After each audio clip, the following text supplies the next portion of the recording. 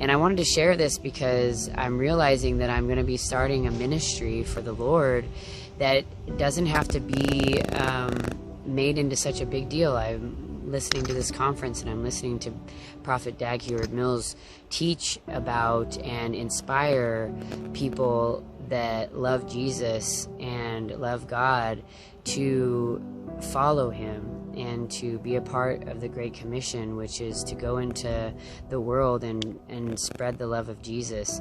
The message that he wants is that for people to love, to know that he loves them, and to love each other.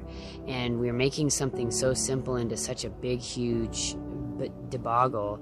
And I can admit that I was one of the people that just, it was too, I didn't know that part. That's the part I'm talking about. That part about God loving me, I never really understood, because I always felt condemned by the people that would come and say, Jesus loves you, but they were holding a sign that said, go to Jesus or go to hell. You know what I mean? It's kind of like, okay, what? Which, technically by faith, it's what it is, but we also don't, it's not the way that message, he didn't say to go tell people that they were going to go to hell if they didn't know him. He asked us to go tell people about him. And about him mostly is love. What he was doing was loving. He was asked what the commandments were now, because his disciples were confused, because there were 10 commandments before. What are the commandments now? And he said to love God more than anything else, and to love your neighbor, to put God above everything, and to love your neighbor.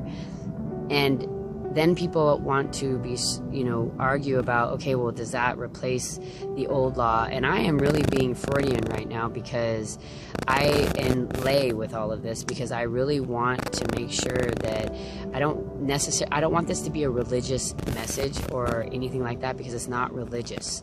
Like, knowing Jesus is like meeting a new friend. You don't even have to look at it in such a big, huge way. Just look at it as, as much as you would love a friend, just at least entertain the idea of getting to know Jesus before you just say he doesn't exist, or that it didn't happen, or that he's just whatever.